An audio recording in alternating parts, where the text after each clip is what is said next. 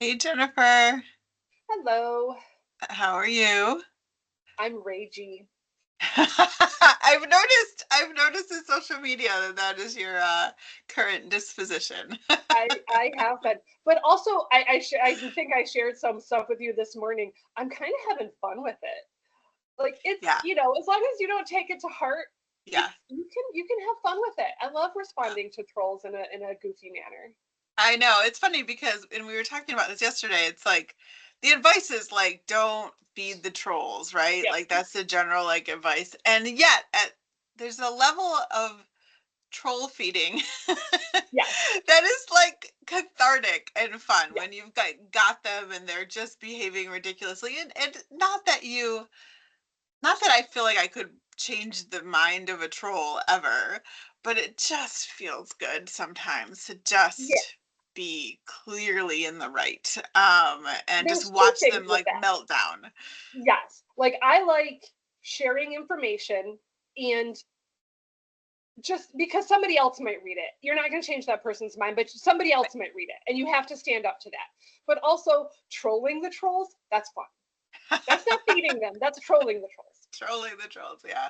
I agree. And I also agree, like, there is an element of, especially like in those public spaces, right? So like Midland Daily News article, and there's like a conversation going on, and you know that you and I, we're not the only ones that are reading through the conversation, and if you can, you know, like not care about the troll that you're actually addressing and care about the other person who might actually, Yeah. benefit from some of the, sound reasoning and information that you're Hmm. providing, then there's a benefit to that. And There's a sometimes benefit it's to just heartening for somebody to be like, I know they always say don't read the comments, but some of us can't stop ourselves.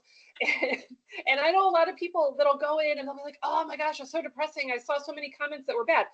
Put in a positive comment and then never it. Yeah. come back to it. Yeah. That sometimes you're just giving somebody light in the darkness. That's all you That's need to right. do. That's right. That's right. Yeah. The thing that I've gotten really good at is like, okay, I'll go into those spaces, and then when I'm done, I'm done. Like I'm just Yep. done. Yep. And I pull out of them. I actually turn off the notifications to that Hmm. particular thread. I erase the notifications for the thread so I'm not tempted to go back and Uh-huh. find it again. And so if they want to continue to like, you know, push the issue or Yep. share whatever wildness they're sharing, I'm not like interested. I don't have to accept my invitation to every argument Yes. or see it to its like ad nauseum conclusion. So And some of those yeah, people, they just want to get the last word. Let them have it. Who yeah. cares? Their last word is idiocy. And your words were logic or making fun of them. So you're done. It's good. Exactly. I love your shirt, by the way. Thank you. Um, I was reading a little something this morning that got me super ragey about all the things and this was like literally this is what Trump might do in his first term as president to reproductive rights. We already know. So it was like I was ragey because I knew what things he had done. And then I know how much worse it gets. But anyway, yeah, I how much digress. worse I could get. Um, well, one of the things that we haven't really talked about in these spaces is sort of like why we're doing this, right? Yeah. So it has been fun, and part of this is like we would have these conversations anyway, so We we're might as well just share them with recording them. everybody else Yeah, because we are having them. exactly. But part of it that there's an end in sight. There's a reason for these conversations, for this whole kind of platform that we're calling Beyond Resistance. Um, and I wonder if you wanted to start us off by sharing some of that. Yeah, so it was kind of funny because I think um, I had been thinking for years about making a manual or information or somehow sharing the things that we have done in Midland on the many different layers. There's many different layers of things that we have done in Midland, and just in a way to help other groups, whether you want to start an organization or help build up your Democratic Party or whatever, or just be a blue dot in a red area and find ways to help build blue power. And I've been thinking about that for a couple of years. And then I think you probably were too. And we went on that hiking trip to Colorado. And I think you had just been like, we should write a book about this. And I'm like, Sarah, that's what I want to do. Yeah. So yeah, and then part of that was Yeah. that I had gone looking for books that talked about, I already knew what we had done. And I wanted more ideas about what we could do here in Midland. And I'm looking and I'm reading. I got a stack of books I'm going to read. I'm not finding what I want to give to other people. Yeah. So for me, that's like why I want to do Yeah. this pod. And then we're writing a book. And we're writing a book. And similar for me, right? So like, yeah, we were on that 20 whatever hour car ride back from our hiking trip in Colorado, literally writing out the outline for the book and for just this platform that we're building. And to me, it's like just a recognition that, here in Midland, that has historically been a very red area, to the point where, it wasn't even on the radar as potentially anywhere the Democratic Party might want to put some resources or time or energy. Even to the point where, even though Midland, the city, has been voting blue very consistently the last several election cycles, people will still call it a conservative city because the vestiges of that reputation are hard to change. Mm-hmm. So you and I and all of our amazing friends have been doing just a huge amount of work to have that happen. And nobody has been asking us how we did it. That's where I'm coming from, right? Yeah. So like we had no help and no support, no resources, virtually none, from the Democratic Party, and yet we've flipped our own city in a very consistent way, and continue to build on momentum and votes and in fundraising and in just enthusiasm. And if you look at the election results time and time again since 2018, you can see us as an anomaly that's growing, that's trending blue. And yet, what I would expect from a business perspective is somebody noticing that positive change and wanting to find out why it's happening. And in all this time, we've never once had someone in the Democratic Party, statewide or national, say, "Oh my goodness, look what Midland's doing. How are they doing that? What can we learn from them?" Yes. And so, I don't know, as I normally would, I kind of decided, well, I'm not going to wait anymore for someone to ask me how we're doing that, or ask us how we've done that. And writing a book and getting the word out is what it feels natural at this point, so that other locations that are historically red or whatever can learn from what we've done. Yeah, and I will say, I've never had somebody come to me and say, "Hey, how'd you guys do this?" I have had different people in our community say, "You need to write this down." So Cassie Foley, my 8th grade English teacher, or no, excuse me, she was 10th grade English teacher. Her husband was my 8th grade English teacher. She told me like a couple years ago, "You wrote all this down, right, Jennifer?" And I'm like, sure I did, Cassie.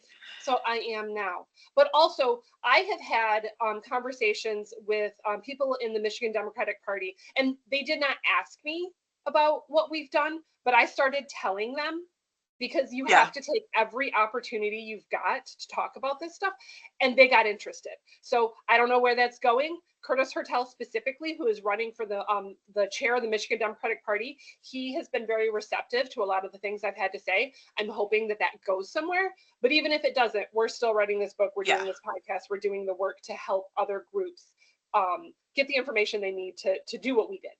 100%, 100%. And just by the way, it's not us, right, alone. No, for sure.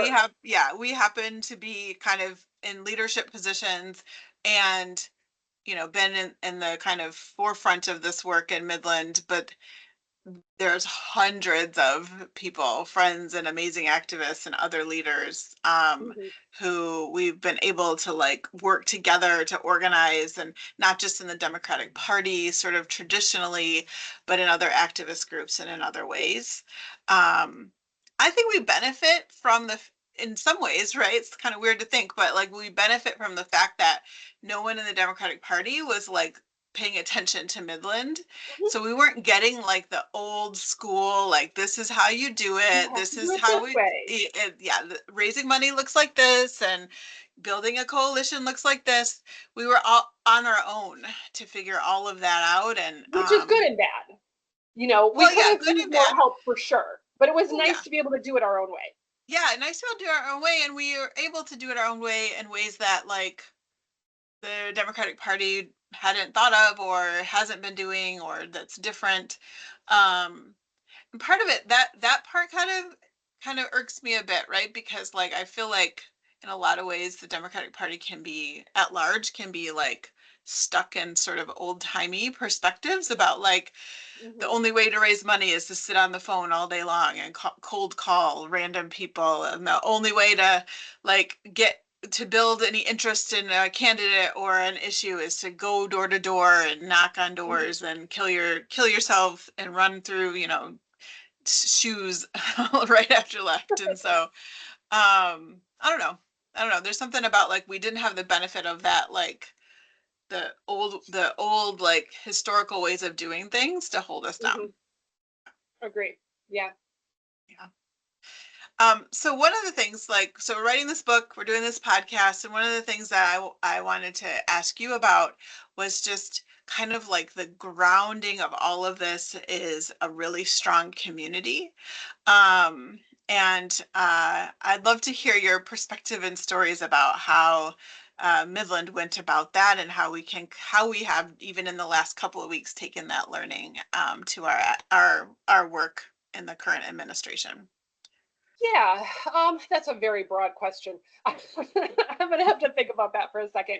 So, like, I will just say, when I stepped into the Midland County Democratic Party, I was a peripheral Democrat. They probably, I don't know for sure. I guarantee you they talked to at least 10 people before somebody asked me to run for chair because nobody else wanted to do it. Little did they know, and I'm sorry if you hear any screaming, my children are home, day My off of son just school. got home. Yeah, half day Yes. of school. Yes, and they're out there arguing with each other, so it could get interesting. Um, but yeah, so like I, stepped into this situation where I didn't know a whole lot of people. I was relying on a whole lot of other people to kind of show me what's going on. And the one thing that catapulted me into figuring out how I wanted to do stuff, or at least experimenting, was and we'll probably talk about this in the book, so I'm not going to go into the huge detail, but a friend of ours with Voters Not Politicians asked me, why isn't the Democratic Party doing anything about the redistricting effort? There's a whole Yeah. story behind that. Don't have time to go into all of that. So I was like, okay, well, explain this to me. Sat down with them. They talked about it. I went to a meeting, figured out what's going on. And I just started um, posting on Facebook, using our email list, and finding people that wanted to participate in this one specific thing. Which was, talking to the Michigan Independent Citizens Redistricting Committee. And we expanded it to Bay County and Saginaw County. It wasn't just Midland County, and just like building this group of people just from one effort. And it just expanded from there. From that point, I kind of was like, okay, these are my tools. This is Yeah. how I get people Yeah. involved. Now we need to have these Yeah. events or these things that get people that want to come. And I just blast it out as much as I can. And yeah, I'm probably annoying with my emails and my Facebook posts and my Twitter posts and whatever, but we just built from there and got Yeah. people energized and engaged, and gave them a purpose. Even in a time when we didn't really have a lot that we could physically do, we had that redistricting. That was really the start for me, in terms of getting people engaged. I was involved in Yeah. Woman a little bit before, but I was much more of a follower in Woman than I was any kind of a leader. Mm-hmm. Totally. Yeah. That But was a real catalyst. you know about the leadership in Woman and how Yeah. things got started and how you got people involved. Yeah. So to back up a second, we're thinking about community. So WOMAN is an acronym. It's a group. It stands for Women of Michigan Action Network.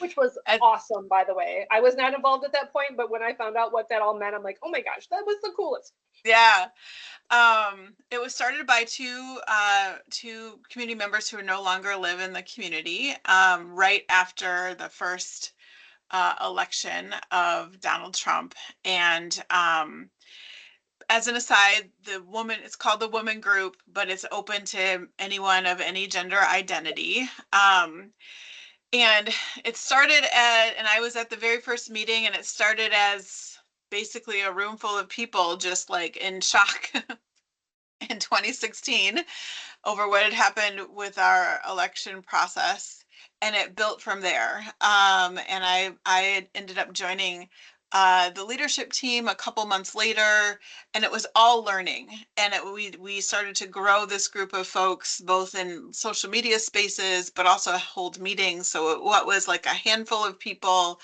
became 20 people, became 50, and became over 100 people meeting at least once a month for a couple of hours. And um, we were learning, like we were just learning. And what was, I think, a couple of things that helped like really galvanize that community was shared learning. We all entered that space like we don't know like what to do, but how do we get the information we need? And also we had this sense of like, and we would say this, right? Action is the antidote to despair. Just like what you're saying about the redistricting, when there's like nothing to do, giving people something to do Yes, can perfect. really help like bring a community together.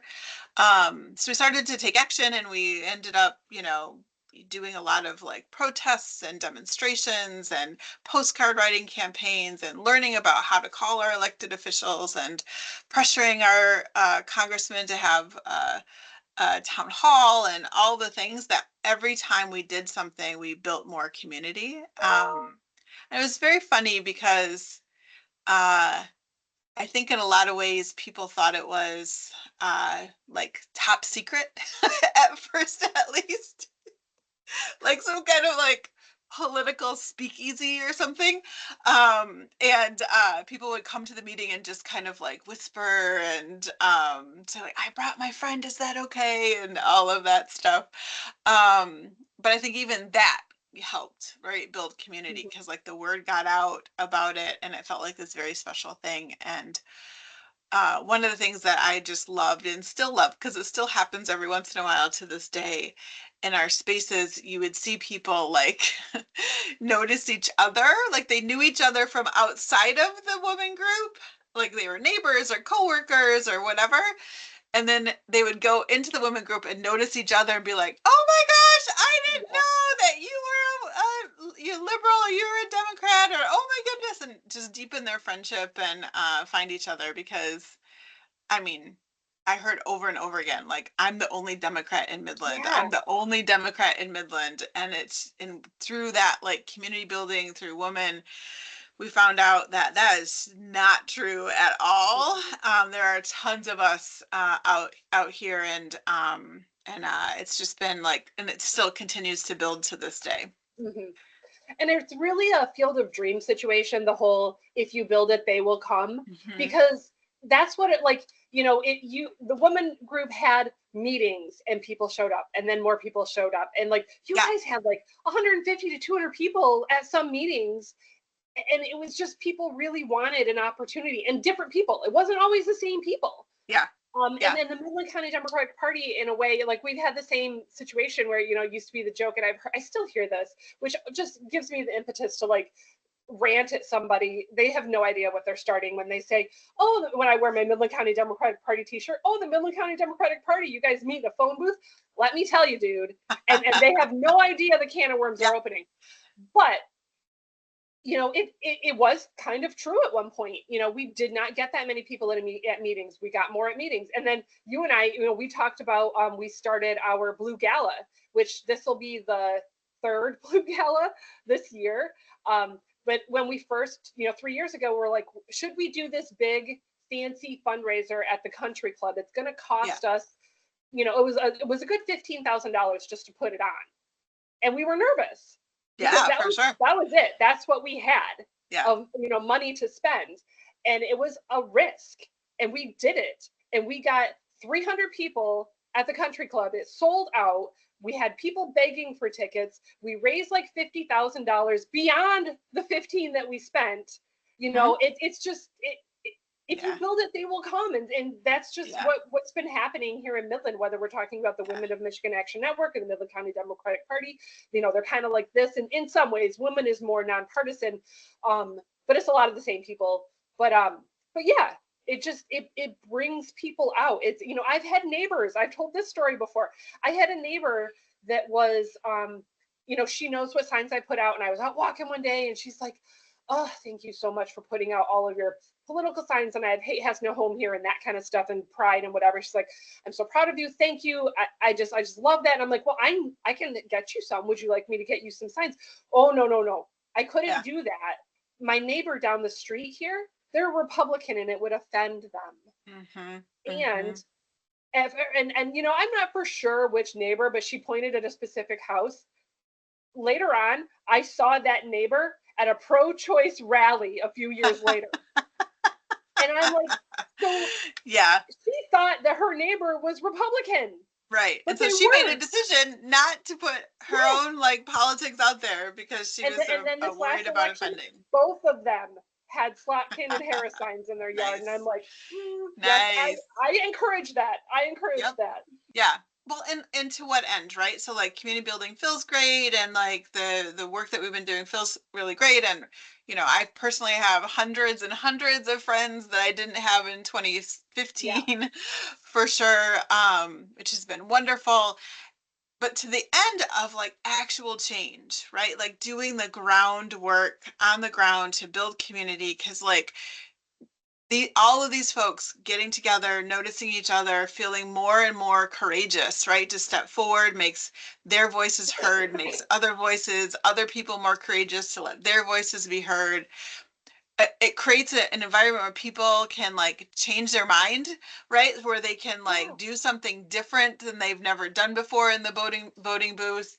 And the end of all of that has been really great electoral gains in the city of Midland, and just doing that very specific, targeted, long game, right? Community building work really makes a difference, and I feel personally that a lot of the work that happens in politics is transactional. It's I'm gonna come in a month before the election. I'm gonna be a total stranger knocking on your door, trying to convince you to do a thing. I'm gonna sit in a room and call up strangers who've never heard of me or don't know me at all and try to ask them for money. And it's this transactional nature, which is the old school way, it feels like, of doing things, versus this relational community focus. And what we've seen is amazing gains, but it's hard work, and it's very on the ground work. But it's super rewarding work for sure. And I'll speak for myself. It's why I keep doing it, because it's certainly not because I'm getting paid or anything like that.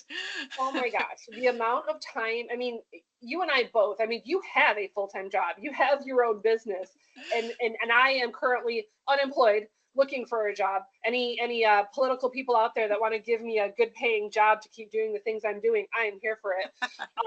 But yeah, I've made that activism a full-time job for myself, because I care so much. And one of the things we do, you talked about transactional, is we have found ways, whether we're talking about women or Midland Dems, is we're part of our community, not just because of politics and not just for an end benefit. We go out and we do volunteer opportunities. Planting flowers along Eastman Road, Midland Blooms, is something that gets done every year. We march in parades. We do food drives for the food pantry. We just do stuff. And this was your campaign that did a lot of this stuff, but I'm going to talk about it because I know you don't like to talk about yourself that much. But those of you here in Midland know what our community has gone through. But if you are listening from outside of our community, we have had a flood in 2017. A flood in 2020. Of course, the pandemic hit in 2020. And those things really hit a lot of people, especially in 2020, the flood was severely damaging to people in Sanford. It definitely was damaging to people here in Midland. I had 3 feet of water in my basement. But after that, like during when the pandemic first hit, Sarah kind of put her campaign on hold, and which for partly for obvious reasons, but you couldn't go door to door because we didn't know what was going on. We couldn't have campaign events. We couldn't get together, but we could make masks, and we made thousands of them. I don't even know what the final number was. I know I personally made close to 500, I think, just sewing in my kitchen while I'm also homeschooling my children because all of our kids were home from school. Yeah. And that was just, it was an opportunity to do something. It was community building because we were coming together for a purpose. I felt like I was doing something important. I was doing something important. I was helping provide masks for so many people. We ended up we made so many masks that the groups in our community that needed them said, well, actually, we've got enough now, thanks. And we took them outside of the community. We took them outside of the community. Yeah. I mean, that was back during those days where the PPEs and all of that were not available. And we were making these masks for, like whole floors for nurses, for the hospitals and preschool providers and essential workers at the grocery stores and all of that stuff. We were handing them out at the farmers market. And yeah, I mean, I think that that's kind of a little bit of like the reciprocal nature of community building, right? So like we had done all that work and to build community around my campaign for State House. We had a whole army of folks ready to like just jump in and do all of that, right? Just do the door knocking, do whatever it took to volunteer for that campaign. When COVID happened, we were able to like redeploy that army essentially into like other purposes. We made masks. I think the actual final count was over 15,000 masks that we made. I totally believe that. It was, and we had like, we let some people delivered the masks and some people just cut the squares, right? And then handed them over to the people who had sewing machines. Some people had sewing machines, they didn't know how to use them, so they loaned them out to other people who did. I broke my sewing machine and had to buy a new one. Had to buy a new sewing machine. But like, so like we had, that's my point is like the reciprocal nature of community building is like, we did the work to build a community that was there ready to like redeploy to support and provide a service to the community. And then providing that service and support to the community also showed the community that like Democrats, progressives, people in the community are focused on you and your needs and supporting your community, and we were able to like use that to bolster the campaign ultimately as well. So it like had this reciprocal nature that was like the opposite of transactional, right? Which was so great to be able to use and to have in place to be able to deploy that way. Yeah, and it's not like, I mean, Sarah lost that campaign. Like we hate to say it, it's so depressing because we worked so hard. So it's not like, yeah, we did that and we won and this is the thing. I don't regret spending my time making 500 masks, even though we didn't win that campaign. I don't regret it for 1 second. And I would step up and do a similar sort of thing for our community and for our surrounding community in a heartbeat. Yeah, I mean, and yes, I didn't win. And also that's okay because Midland did, right? Like our community won. And if you take like my loss on the ballot and you put that aside and you look at democratic values having a groundswell and winning in different ways, like the city of Midland since then has voted for almost every Democratic candidate except for one. In the last 2 election cycles, almost every progressive or maybe every progressive ballot initiative that's come up. We voted for Gretchen Whitmer, we voted for Kamala Harris, like we voted for Kristen McDonald-Rivet, we voted for Alyssa Slotkin, like, so I'm happy and I'm in a fine place right now, having, not been able to serve in the state house by being able to just serve the community in that way.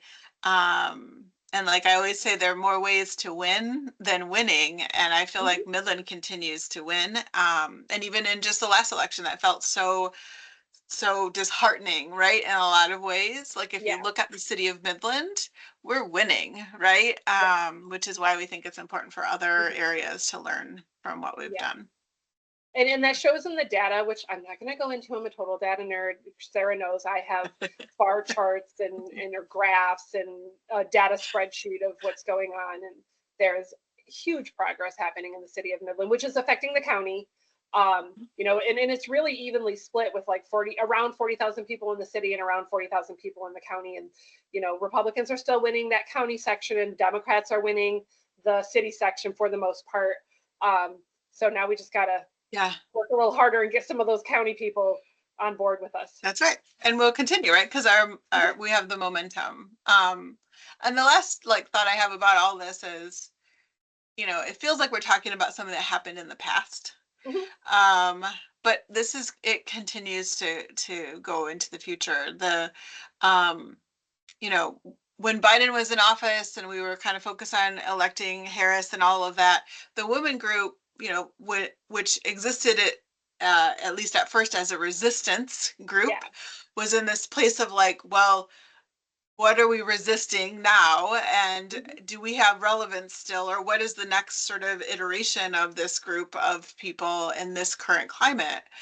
We're in those conversations. And fast forward through this last election, and it's clear that the women group is more than necessary. And so, where we had been during Biden getting maybe 15 or 20 people to women meetings, we just had a meeting on Tuesday that had over 70 people at it. Yeah. So the community building and the groundwork we've laid and the infrastructure that exists um, has come into play big time and will, Mhm. now is needed more than ever. And so we'll step Yeah. into and continue to step into those spaces that we need to. Yeah. And I know, so we had talked about this and I cannot figure a good segue that makes sense. So I'm just going to bring it up. But we had talked about um, some of the protests that happened recently Yep. and some of that are actually planned for the future and just kind of um, our role in sort of that and our thinking on that. Um, did you want to talk about that at all? I mean, I think that it's related, right? Because like the relevancy is here. It's like, so like the community base is here. And so some of those, for example, a woman was once its own sort of independent group, is now part of a national group called Indivisible. That national group is doing a lot of the planning related to this. And the one thing that I guess I would say is, as we're in this space, I feel like it's important to make sure that, the work that we do is connected to reputable sources. Mhm. And so, and because there are ways of doing protests that are safe, that are effective, that get the results that we're looking for. And we've seen some groups kind of a little suspect sort of coming into the space, um, trying to kind of galvanize attention around certain actions that we're not totally sure are legitimate. So being just like mindful of that is important, and that's where the community building can actually come into play because you can ask your community. You can like go to women and say like, is this thing that I heard about happening in Lansing legit or not? And we Yeah. have connections to be able to know those things, Yeah, and we've for gotten a sure. lot of that, and I've gotten some more because, like, just a quick reference for anybody that's not sure what we're talking about. So there was, and we have talked about it on this pod before. In Lansing, I forget what day it is already. Like, whatever, it was last week, I think. But there was It's a a blur. protest in Lansing that was it was called I think it was called 5051, and it was 50 states, Yeah. 50 capitals, one big protest. Um, and we're not really sure who organized that. Not really sure what was going on there. To our knowledge, people that were involved with Indivisible, the organization that we are also our umbrella organization, they ended up sort of getting involved in the one in Lansing. So we kind of felt safer saying, okay, yeah, cool. We think our people can go there. We sent them there for something else that didn't really work out. They ended up going to that particular protest, and we were cool with it because when you plan protests, you need to know how to keep your protesters safe. And there's no Yeah. guarantees. There's absolutely no guarantees. But Yeah. there are certain steps that you can take. And groups like Indivisible, and there are many other groups out there, that's just the one that we're very particularly familiar with. They know how to do that. They know how to organize. They know how to call the police ahead of time. They know how to tell their protesters what to do. They know, where they can be and where they cannot be. And just there's ways Yeah. to do a protest. And while I admire people wanting to just let's just get out there and do it. I can do this. I so appreciate people having the gumption to get up and do something. But I would caution people, find groups that know what they're doing. They will help you. They will help you. And if they don't, then I'm sorry, just do your own thing. But I'm pretty darn sure they're going to help you. So just, yeah, there's ways to do things correctly to keep people safe and get the best That's right. outcome for your protest. It's not just a let's just show up kind of a thing. That's right. Yeah. And what, like, safe but also effective, right? So like I always think about like, what are we trying to get out of this protest? Yeah. Right. And like part of it's like cathartic. I just want to stand on a street corner and like yell to the, the abyss how outrageous Which is everything is right okay. now, Sometimes that's which is okay. okay.